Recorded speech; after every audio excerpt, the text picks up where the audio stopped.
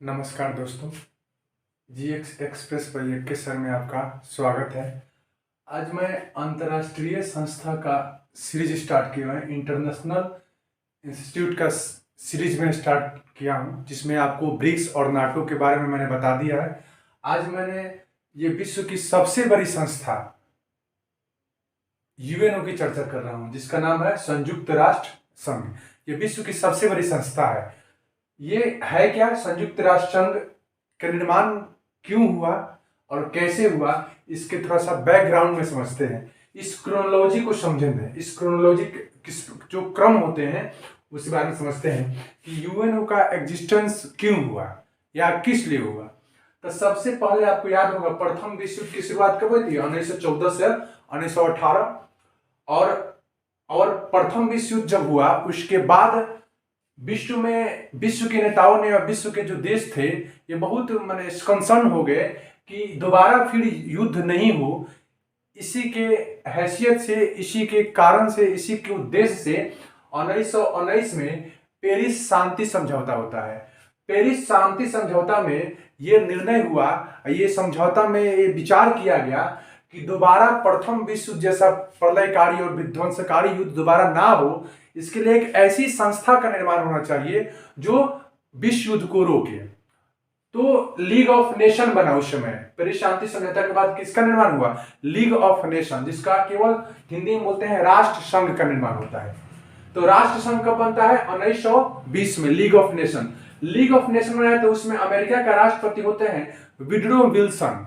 तो withdraw Wilson के नेतृत्व में लीग ऑफ नेशन बनता है। इसका हेडक्वार्टर शायद जिनेवा ही था, लेकिन लीग ऑफ नेशन बना और सोचा गया कि दोबारा फिर युद्ध नहीं हो, इसलिए लीग ऑफ नेशन का निर्माण किया गया था। लेकिन अंततोगत्वा 1939 से 1945 के बीच में फिर द्वितीय विश्व युद्ध हो गया।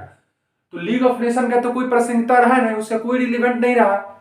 तो आखिर ये लीग ऑफ नेशन बना क्यों था? पर दोबारा युद्ध ना हो, दोबारा कोई युद्ध ना हो, उसको रोकने के लिए लीग ऑफ नेशन बना।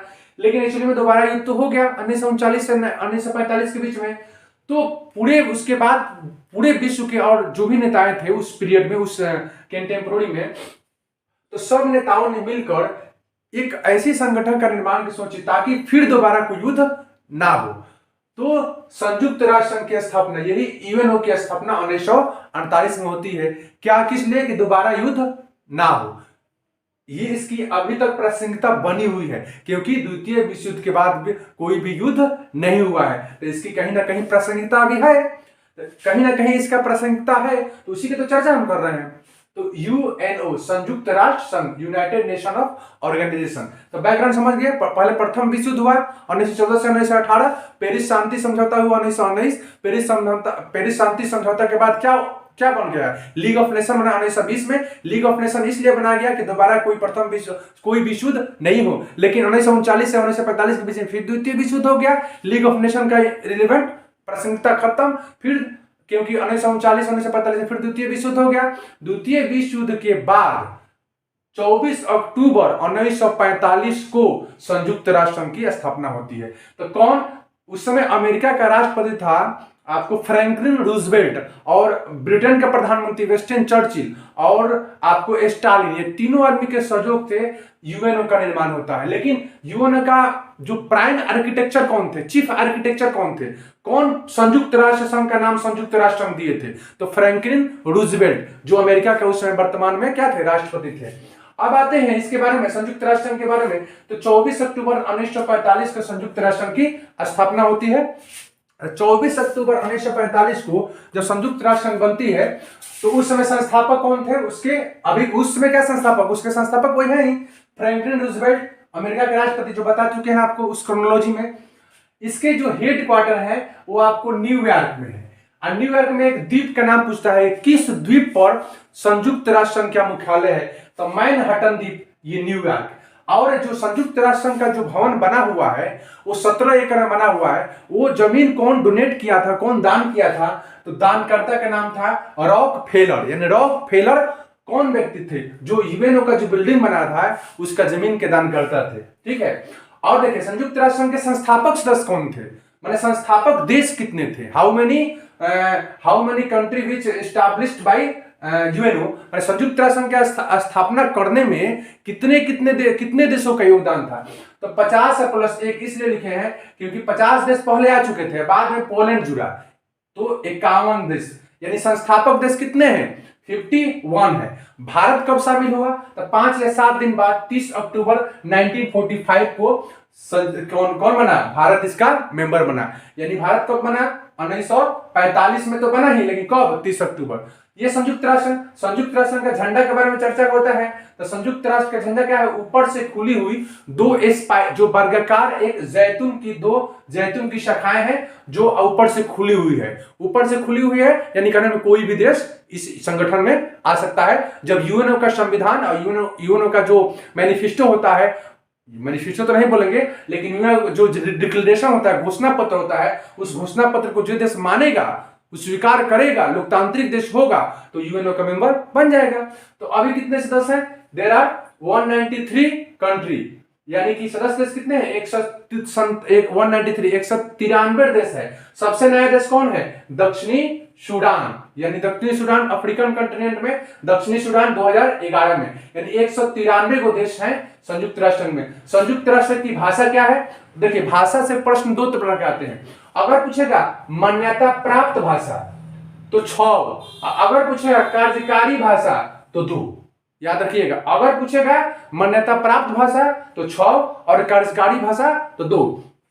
अब देखिए, मान्यता प्राप्त भाषा में अंग्रेजी, फ्रेंच, रूसी, अरबी, चीनी और स्पेनिश। इसका ट्रिक एक आता है, अंग्रेजी ए से आपको अरबी है क्या? हाँ, इसका ट्रिक है ABC ABC को क्या कर दो? फाड़ दो। तो A फॉर अरबी, B फॉर आपको ये B फॉर नहीं आ रहा है क्या इसमें? 3 2 5, ये नहीं, ये ABC नहीं है, गलती लिख दिया। ये ABC जो मेंबर का है, इसमें भाषा में होगा आपको शाहरुख खान का फेस, FACE, SRFACE, यानी कैसे बताया? सर फेस कितने हैं इसके? लिखिए SRFACE। तो S से स्पेनिश, R से रूसी, F से फ्रेंच, A से अरबी, C से चाइना, E से अंग्रेजी, यानी कि SR फेस, यानी सरफेस, यानी कि 6 को इसमें मान्यता, 4 और 2 6 को भाषा मान्यता प्राप्त है और 2 कार्यकारी भाषा, यानी इससे काम करते हैं हम। जो फंक्शन, जो वर्क होता है आपको अंग्रेजी से और फ्रेंच से होता है। और कार्यकारी भाषा कितनी है? 6। तो इसी में जो 6 है ना, उसी में से 2 को निकाल दिया गया आपको, अंग्रेजी और फ्रेंच।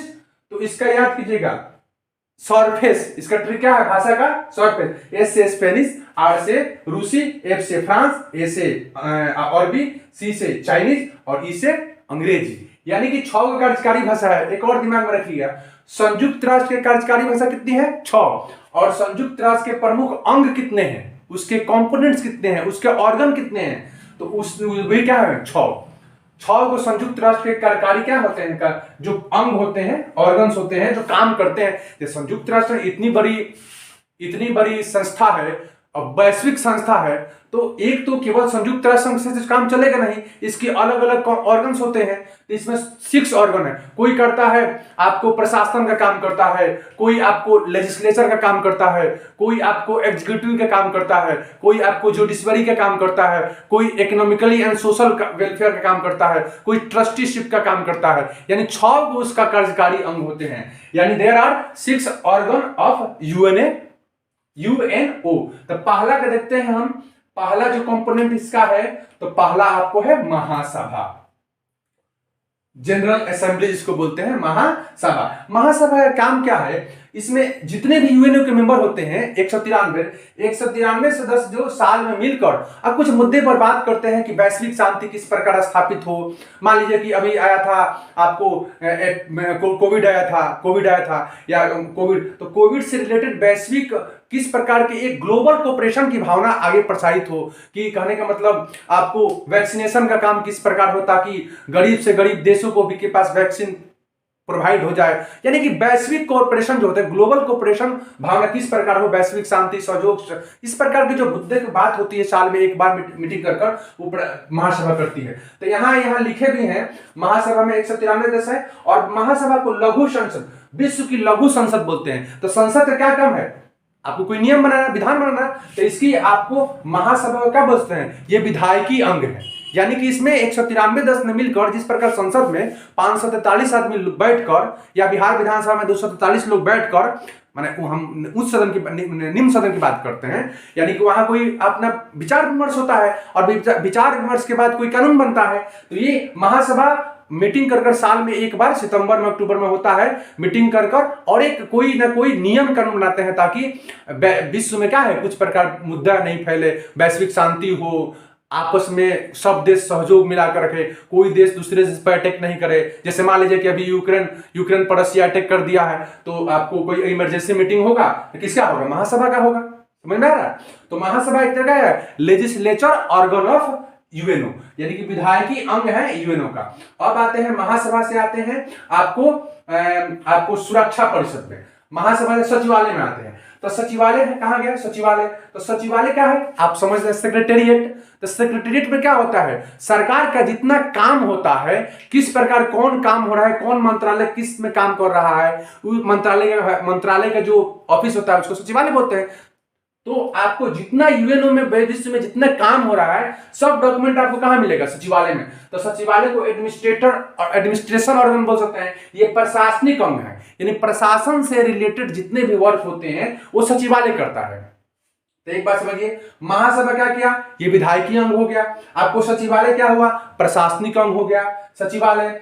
और सचिवालय और महासभा, ये तीनों, सुरक्षा परिषद, महासभा मिलकर सारा काम करता है। महासभा और सचिवालय जो मिलकर काम करता है, सुरक्षा परिषद उसको अनुमति देता है, अब फाइनली कोई काम हो जाता है। मान लीजिए कि आपको महासचिव का चुनाव करना है, तो महासचिव का चुनाव करना है तो महासभा करेगा और सचिवालय मिल करेगा, उसको सुरक्षा परिषद क्या कर देगा, उसको फाइनली उसको क्या कर देगा कि हाँ घोषणा, ये सचिव महासचिव बन गए। तो यह सचिवालय का क्या, इसका प्रशासनिक अंग है, यूएनओ का प्रशासनिक अंग सचिवालय। अब आते हैं सचिवालय से आगे बढ़ेंगे तो सुरक्षा परिषद, ये बहुत इंपॉर्टेंट ऑर्गन है यूएनओ का, इसको सिक्योरिटी काउंसिल बोलते हैं। सुरक्षा परिषद ये आपको एग्जीक्यूटिव ऑर्गन है, यानी कार्यकारी अंग है। तो देखिए क्या हुआ, महासभा विधायकी अंग, सचिवालय प्रशासनिक अंग और सुरक्षा परिषद कार्यकारी अंग। यानी सुरक्षा, यूएनओ के सुरक्षा परिषद में कितने सदस्य होते हैं, 15 सदस्य होते हैं। अगर प्रश्न पूछेगा यूएनओ में कितने सदस्य होते हैं, चाहे सदस्य हैं तो 193। अगर पूछेगा यूएनओ के सुरक्षा परिषद में कितने सदस्य होते हैं तो 15। तो सुरक्षा परिषद में दो प्रकार के सदस्य होते हैं, एक बोलेंगे परमानेंट मेंबर और एक बोलते हैं टेम्पोररी मेंबर। तो परमानेंट में क्या है, 5 है जिसको वीटो पावर की शक्ति है, और टेम्पोररी में क्या होते हैं, 10 में होते हैं। तो 2 साल में प्रत्येक सदस्य का 1/3 सदस्य क्या होते हैं, वहां हटते हैं। भारत भी अभी 2021 या 22 में इसका अस्थायी सदस्य बना है, तो भारत भी 2 साल रहेगा, और भारत 2 साल रहेगा। इस बार क्वेश्चन याद कीजिएगा, भारत इस बार 8वीं बार यूएनओ के सुरक्षा परिषद के अस्थायी सदस्य बना है। अस्थायी सदस्य तो जानते ही हैं सब लोग, जो भी मजबूत देश है, जैसे कि जो प्रथम विश्व युद्ध में एक तरफ था ना, जनरली सब लोग वही है। तो इसका सुरक्षा परिषद में कितने सदस्य हैं, उसका ट्रिक याद कीजिएगा, आपको है ABC को फाड़ दो। तो ए फॉर आपको क्या हुआ, ए फॉर आपको अंग्रेज, माने अंग्रेज, B for British, C for China, F for France, R for Russia. माने कि सुरक्षा परिषद में कितने सदस्य हैं, तो एबीसी को फाड़ दो, यानी ए फॉर अंग्रेज यानी ब्रिटिश, अमेरिका, गलती बोल दी है, A for America, B for Britain, C for China, F से फ्रांस, आर फॉर रशिया। यानी कि 5 सुरक्षा परिषद में सदस्य हैं। ये पांचों सदस्य को एक वीटो पावर मिलता है। क्या मिलता है, वीटो शक्ति। वीटो शक्ति होती क्या है, एक तरह से माने एक कोई काम करने के लिए लास्ट यही लोग कह देते। मान लीजिए कि 193 सदस्य में से कोई मुद्दा है कि जैसे कि रशिया ने यूक्रेन पर अटैक कर दिया है, यानी कि महासभा का मीटिंग हुआ, इमरजेंसी मीटिंग हुआ अमेरिका में, न्यूयॉर्क में। तो न्यूयॉर्क में अमेरिका मीटिंग हुआ, तो 193 देशों में, मान लीजिए कि 180 देश ने, चाहे 190 तो नहीं होगा, 180 देशों ने ऐसा कह दिया कि रशिया गलत काम किया, यूक्रेन पर अटैक किया है, क्योंकि लोकतांत्रिक व्यवस्था के खिलाफ है। डेमोक्रेटिक फॉर्म ऑफ गवर्नमेंट जो होता है, चाहे डेमोक्रेटिक फॉर्म ऑफ जो स्टाइल होता है, वो उसके क्या है, अनुरूप नहीं है। तो मान लीजिए कि 180 देश ने कह दिया कि नहीं रसिया ने गलत किया है, लेकिन 180 तो कह दिया, लेकिन इसमें एक भी, इसमें 5 10 में 4 कह दिया कि हाँ गलत है, लेकिन केवल एक चाइना डंगा ना देगा कि नहीं रसिया गलत नहीं किया है। तो रसिया के खिलाफ कुछ भी अगर कोई नियम कानून बना है यूएनओ में तो क्या हो जाएगा, रिजेक्ट हो जाएगा। इसी का मतलब है कि वीटो पावर, यानी कि एक स्पेशल प्रिविलेज है, इसके पास स्पेशल पावर है जो और 193 देश में किसी को का पास नहीं है। वीटो पावर के याद कीजिएगा, वीटो पावर का सबसे ज्यादा प्रयोग रसिया किया है अभी तक। 2022 तक का वीटो पावर का सबसे ज्यादा प्रयोग कौन किया था, कौन किया है, रसिया किया है। अब आते हैं, अब ये तो हो गया, ये आपको क्या हुआ, महासभा एक बार देखते हैं। महासभा विधायकी अंग, सचिवालय प्रशासनिक अंग, आपको सुरक्षा परिषद कार्यकारी अंग।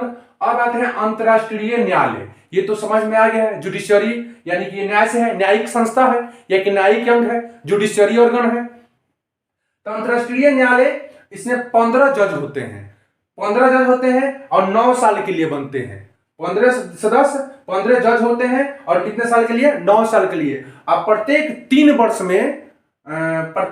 वर्ष में इसमें वो एक सदस्य ने हट जाता है, मैंने 15 यानी कि 3 साल 9 साल रहेगा, ठीक है। तो ये आपको याद कीजिएगा, आपको केवल पता है अंतरराष्ट्रीय इंटरनेशनल कोर्ट ऑफ जस्टिस में कितने जज होते हैं, 15 जज होते हैं, कितने साल के लिए, 9 साल के लिए।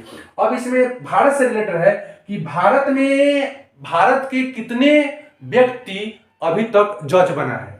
तो इसमें आपको सबसे पहला ये चीज कंटेंट याद रखिएगा कि सबसे पहला जज, जो 15 को जज होते हैं ना, उसी में से एक मुख्य न्यायाधीश बनेगा। 15 में से ही एक आदमी मुख्य न्यायाधीश, जैसे कि भारत सुप्रीम कोर्ट में क्या होता है, जितने सुप्रीम कोर्ट में मुख्य न्यायाधीश जज होते हैं उसी में से सीनियरिटी के आधार पर एक आदमी को सीजीआई बनाया जाता है, भारत का मुख्य न्यायाधीश। तो 15 में से एक सीनियर आदमी होगा, उसको मुख्य न्यायाधीश बनाएंगे। तो इस बार भारत में 2 प्रकार के प्रश्न आता है। अगर पूछेगा कि अंतरराष्ट्रीय न्यायालय में सबसे पहले भारत के कौन जज बने थे, तो बेनेगल, आपको ना बेनेगल राव 52 या 53 में बने थे सबसे पहले भारत की तरफ से जज। और दूसरा प्रश्न आएगा कि अंतरराष्ट्रीय न्यायालय में सबसे पहले भारत के कौन व्यक्ति मुख्य न्यायाधीश बने थे, तो उसमें आपको नगेंद्र सिंह हो जाएगा। समझ आ रहा है, 2 प्रकार के क्वेश्चन। अगर पूछेगा कि अंतरराष्ट्रीय न्यायालय में सबसे पहले कौन व्यक्ति गया था जो भारत के जज बन के वहां गया था, तो बेनेगल राव। अगर पूछेगा अंतरराष्ट्रीय न्यायालय में कौन व्यक्ति प्रथम बार मुख्य न्यायाधीश बने थे, तो नगेंद्र सिंह, याद कीजिएगा। अभी कौन है, दलवीर भंडारी है। अभी भारत में 2017 में जो कुलभूषण जाधव का केस हुआ था ना, जो पाकिस्तान बोला था कि फांसी की सजा हो जाए, तो सुप्रीम कोर्ट यहीं गया था, अंतरराष्ट्रीय न्यायालय में वो केस गया था। तो 2017 में सितंबर या अक्टूबर में दलवीर भंडारी गए थे। तो दलवीर भंडारी हमको लगता है 13 ही से है, 12 या 13 से है। तो 12 से लेके आप कौन 17 तक हुए, और फिर 17 में इसको 17 से लेकर 24 तक इनका पूर्ण नियुक्ति हुई। तो वर्तमान में भारत की तरफ से अंतरराष्ट्रीय न्यायालय में कौन न्यायाधीश है, कौन जज है, मुख्य न्यायाधीश नहीं जज है, तो कौन है, दलवीर भंडारी। अब प्रथम कौन जज है, बेनेगल राव, याद रखिएगा। अंतरराष्ट्रीय न्यायालय हो गया। अब अंतरराष्ट्रीय न्यायालय से इसका एक ट्रिक बताएंगे, कोई को भारत की तरफ से गए हैं, आपको बेनेगल राव गए हैं, उसके बाद नगेंद्र सिंह गए हैं, रघुनाथ राव गए हैं, और उसके बाद आपको दलवीर भंडारी, 4 आदमी गए हैं, 1 2 3 4, हाँ, बेनेगल राव, नगेंद्र सिंह, रघुनंदन सिंह और आपको दलवीर भंडारी, 4 जज अभी तक अंतरराष्ट्रीय न्यायालय में भारत की तरफ से नेतृत्व कर लिए हैं। अभी एक कर रहे हैं दलवीर भंडारी साहब, ब्रिटेन के जो जज थे, ब्रिटेन के जो मेंबर थे, उनको हराया थे, याद कीजिएगा। अब आते हैं इसका न्याय परिषद, ये 5वां नंबर है, न्याय परिषद। इसकी प्रासंगिकता क्या हो गई है, समाप्त हो गई है, न्याय परिषद, ट्रस्टीशिप जिसको बोलते हैं। अब है आर्थिक और सामाजिक परिषद, तो इकोनॉमिक और आपको सोशल काउंसिल काम करता है, इसमें 84 को मेंबर होते हैं। ये समझ में आ गया ना, ये यूनियन में कितने अंग होते हैं, 6 अंग होते हैं। तो एक विधायकी अंग हो गए, तो विधायकी अंग में क्या होते हैं, विधायकी अंग महासभा, विधायकी, हाँ ठीक है, विधायकी अंग महासभा हो गया, सचिवालय प्रशासनिक अंग हो गया, आपको सुरक्षा परिषद, आपको कार्यकारी संस्था हो गया, अंतरराष्ट्रीय न्यायालय न्यायिक संस्था हो गया, आप तरह के इकोनॉमिक एंड सोशल अफेयर का काम करता है। न्याय परिषद का प्रासंगिकता खत्म हो गई है। ये संयुक्त राष्ट्र संघ के 6 गो अंग है, जिसके अंग के बारे में चर्चा कर दिए। अब यूएनए के महासचिव से प्रश्न आता है, तो यूएनए के महासचिव अभी तक 9 गो महासचिव बने हैं। तो पहला महासचिव आता है ट्रिगेवे लेवी, नॉर्वे के हैं, सबसे ज्यादा यूरोप कहीं हुए हैं। तो नॉर्वे, डेग हमरशेल्ड स्वीडन को, यूथांड म्यांमार को, और एगो बीच में होते हैं बुत्र। तो इसमें सब चीज के बारे में हम चर्चा नहीं करेंगे। सबसे पहला अगर पूछेगा यूएनओ का प्रथम महासचिव कौन है, तो ट्रिगवेले विलेट, क्या लिखा है, ट्रिगवेली, नॉर्वे के हैं। इनसे प्रश्न पूछते हैं प्रथम, तो ट्रिगवेली नॉर्वे, और डेग हमरशेल्ड ये स्वीडन के हैं। इनकी मृत्यु हो जाती है एयर क्रैश में, यानी हवाई जहाज ऊपर जा रहा था, एयर क्रैश से इनकी मृत्यु हो गई थी। तो पूछ सकता है कि यूएनओ के कौन से महासचिव हैं जिनकी अकाल, कहने का मतलब कि जिनकी एयर क्रैश से मृत्यु हुई थी, तो डेग हैमरशेल्ड स्वीडन के हैं। अब हम लोगों से प्रश्न पूछेगा कि यूएनओ के प्रथम एशियाई महासचिव, तो यूथांड क्या है, एशिया के, म्यांमार के हैं, तो म्यांमार एशिया में है, यानी यूएनओ के प्रथम एशियाई महासचिव कौन है, यूथांड। बुतरस घाली मिस्र के हैं, ये सबसे कम अवधि के लिए चुना है, ठीक है। कॉफी अन्ना क्या है भाई, ये घाना के हैं, इनको नोबेल पुरस्कार मिला है। तो देखिए सबसे यूएनओ का प्रथम महासचिव जिसको नोबेल पुरस्कार मिला है, तो डेग हैमरशेल्ड को प्रथम नोबेल मिला है, उसके बाद कॉफी अन्ना को मिला है, तो कॉफी अन्ना को भी नोबेल पुरस्कार मिला है, और डेग हैमरशेल्ड को भी नोबेल पुरस्कार मिला हुआ है। अब बान की मून ये दूसरे एशियाई हैं, दक्षिण कोरिया के हैं, तो दूसरे एशियाई हो गए। एंटीनो गुतरेस ये वर्तमान में यूएनओ को महासचिव हैं, ये पुर्तगाल के हैं। इनसे प्रश्न दो तरह का आता है, पूछेगा कि यूएनओ के कौन ऐसे महासचिव हैं जो कभी ना कभी अपने राष्ट्र के राष्ट्राध्यक्ष थे, यानी कि हेड ऑफ कंट्री चाहे हेड ऑफ स्टेट थे। तो ये पुर्तगाल के प्रधानमंत्री या राष्ट्रपति भी रहे, दिमाग में नहीं आ रहा है, तो एंटीनो गुतरेस। एक और प्रश्न होता है, जिस प्रकार नरेंद्र मोदी से प्रश्न पूछता है कि भारत के वो प्रथम प्रधानमंत्री कौन है जिनका जन्म 15 अगस्त 1947 अर्थात आजादी के बाद हुई, तो नरेंद्र दामोदर दास मोदी ये प्रथम व्यक्ति हैं जिनका जन्म आजादी के बाद हुआ है। तो एंटीनो गुतरेस भी प्रथम यूएनओ के महासचिव हैं जिनका जन्म 24 अक्टूबर 1945 के बाद होता है, यानी ये संस्था का जो अध्यक्ष हैं वो संस्था के स्थापना के बाद उनका जन्म हुआ है। जिस तरह से भारत की आजादी के बाद नरेंद्र दामोदर दास मोदी का जन्म हुआ है, उसी प्रकार यूएनओ की स्थापना 24 अक्टूबर 1945 के बाद एंटीनो गुतरेस का जन्म होता है। बाकी सबका 24 अक्टूबर 1945 के पहले जन्म, एक बार क्वेश्चन भी आया हुआ है, ठीक है। अब एक यूएनओ का कार्यवाहक महासचिव कौन है, आपको कार्यवाहक आपको गेल्डविन जेब है, यूके के हैं, यूनाइटेड किंगडम के हैं, ये गेल्डविन जेब, ये आपको यूएनओ के महासचिव हैं। तो ये प्रश्न हुआ संयुक्त राष्ट्र संघ के, थोड़ा सा रिपीट करते हैं। यूएनओ दिवस कब मनाते हैं, 24 अक्टूबर, जिस दिन हुआ था 24 अक्टूबर 1945 को। संस्थापक कौन है, वही फ्रैंकलिन रूजवेल्ट। हेडक्वार्टर कहाँ है, मैनहट्टन द्वीप पर है, न्यूयॉर्क में। एक बहुत इंपॉर्टेंट चीज कि 6 कंपोनेंट जो है, 6 ऑर्गन है, 6 ऑर्गन में केवल आपको अंतरराष्ट्रीय न्यायालय को छोड़ दिया जाए तो सबका हेडक्वार्टर अमेरिका के न्यूयॉर्क में है। ये बहुत बड़ा कंटेंट है। केवल अंतरराष्ट्रीय न्यायालय का हेडक्वार्टर द हेग में है, इसका हेडक्वार्टर कहां है, द हेग, ये नीदरलैंड में है। बाकी सबका हेडक्वार्टर अमेरिका में है, केवल ये आपको बेल्जियम बोर्ड है, नीदरलैंड में है अंतरराष्ट्रीय न्यायालय का मुख्यालय। इससे 15 जज होते हैं और 9 वर्ष के लिए होते हैं। समझ में आया यूएनओ। तो ये वैश्विक संस्था है, इससे प्रश्न में कुछ आता है तो आप कुछ प्रश्न है जो आपके बारे में हम चर्चा करेंगे। बहुत सारे इंपॉर्टेंट कंटेंट है, इसको मिटा देते हैं। देखिए इधर से, देखिए आपसे हम रिपीट कर रहे हैं, आप लोग जवाब दीजिएगा इसका। देखिए पहला क्वेश्चन है, 1 मिनट, यूएनओ का स्थापना दिवस कब मनाया जाता है, तो बाबू बताइए यूएनओ का स्थापना दिवस कब मनाया जाता है। इसका स्थापना 24 अक्टूबर 1945, ये संयुक्त राष्ट्र संघ का स्थापना दिवस है। दूसरा क्वेश्चन है, यूएनओ का पूर्ववर्ती संस्था कौन है, यानी ये स्थापना होने से पहले कौन सी संस्था एग्जिस्ट कर रही थी विश्व में कि दोबारा युद्ध नहीं करे, तो लीग ऑफ नेशन, यानी कि आपको यूएनओ से पहले कौन सी संस्था एग्जिस्ट कर रही थी, लीग ऑफ नेशन। इसकी स्थापना 1920 में कौन किया था, अमेरिका के राष्ट्रपति वुडरो विल्सन, बता दिए हैं। तीसरा क्वेश्चन, यूएनओ का मुख्यालय यूएनओ का हेडक्वार्टर किस द्वीप पर है, तो मैनहट्टन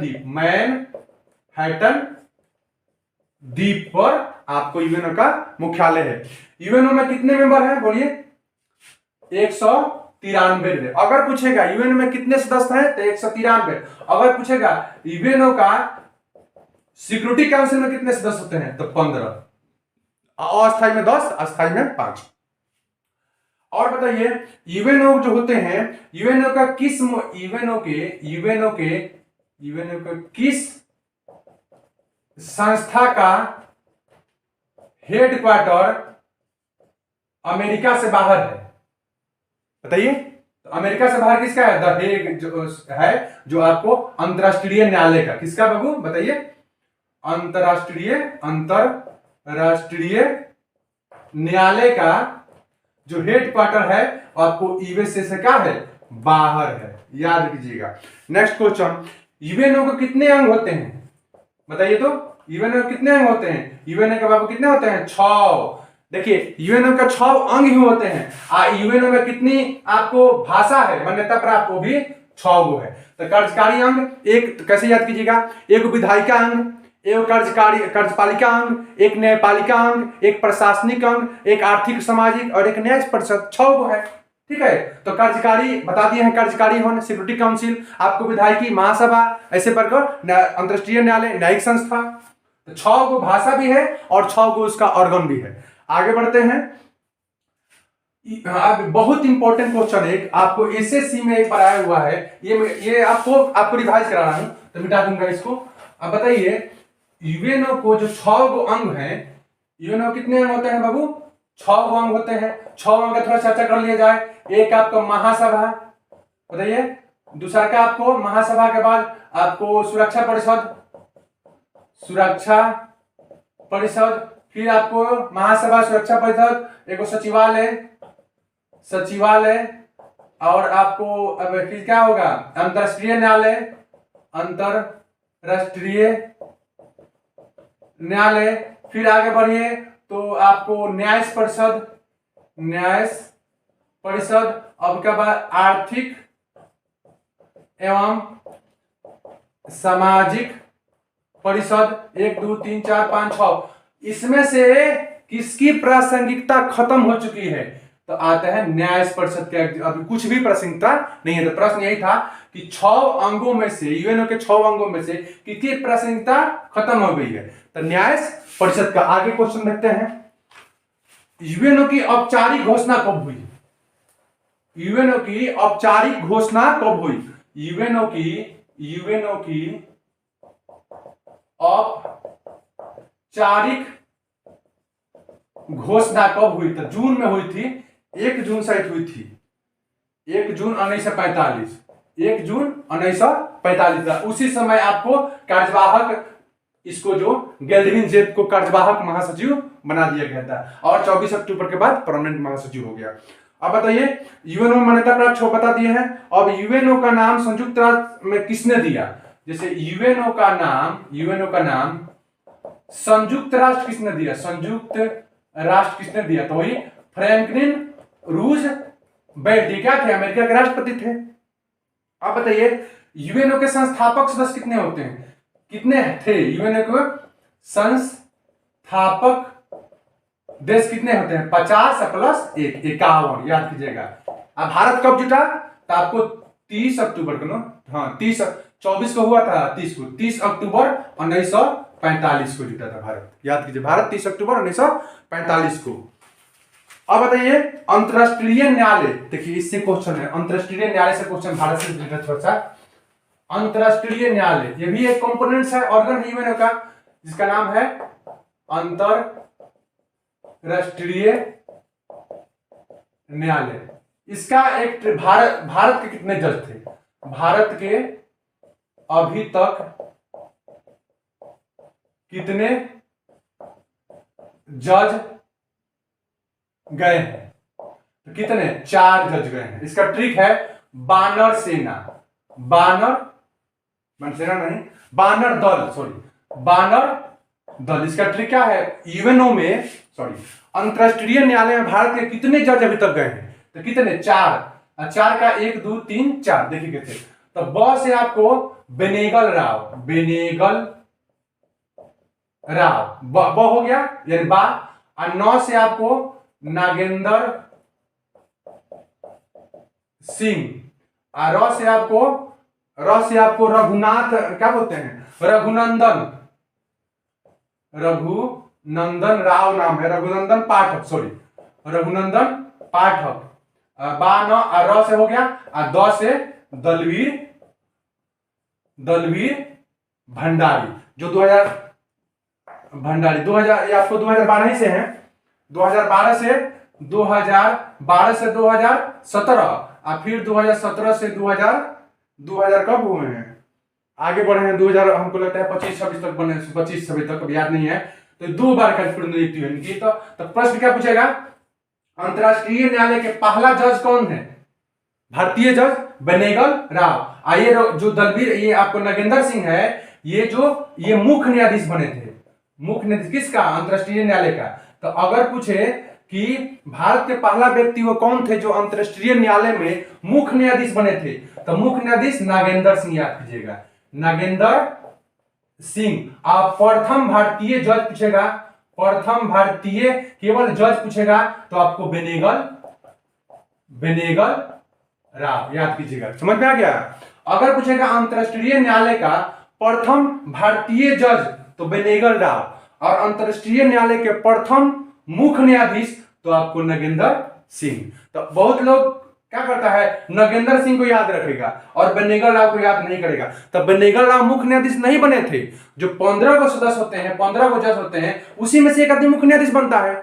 जैसे अभी कोई अब्दुल ऐसा ही कुछ नाम है, कोई मुस्लिम है, अब्दुल कुछ नाम है, याद नहीं आ रहा है। तो उसी प्रकार ये भारतीय जो बेनेगल राव थे, ये जज बने थे। ये भी जज ही थे, ये भी जज ही थे, ये भी जज ही हैं। लेकिन नागेंद्र सिंह जज के साथ मुख्य न्यायाधीश भी बन गए थे, क्योंकि जितने भी मुख्य न्यायाधीश होते हैं वो जज हैं, लेकिन सभी जज मुख्य न्यायाधीश नहीं है। जैसे भारत में 30 या 31 को जो होते हैं जज, तो एक ही को मुख्य न्यायाधीश होते हैं। तो मुख्य न्यायाधीश जज हैं, लेकिन सभी जज मुख्य न्यायाधीश नहीं है। इस प्रकार था, अध्यक्ष थे ये बेनेगल राव। ये अंतरराष्ट्रीय न्यायालय से कुछ कंटेंट था, आपको दिमाग में रखना पड़ेगा। ये मैंने कहा, फिर मैं दोबारा किसी और भी अंतरराष्ट्रीय संस्था को लेकर आऊंगा। ये हम लिखे भी हैं अंतरराष्ट्रीय संस्था का क्रम, यानी सीरीज चल रहा है इंटरनेशनल इंस्टीट्यूट का, जिसमें यूने की चर्चा की है। आप इसको वीडियो को पॉज करके देखिएगा, समझिएगा, और जो समझ में नहीं आएगा, अगर कुछ गलती बुला दिया होगा, बोल दिए होंगे, तो उसको देखिएगा, पूछिएगा हमसे सर कैसे, और जो भी कंटेंट बोलिएगा, जो भी इंफॉर्मेशन इसमें दिया गया है, उसको आप पॉज करके देखिएगा। तब तक के लिए जय हिंद, जय भारत।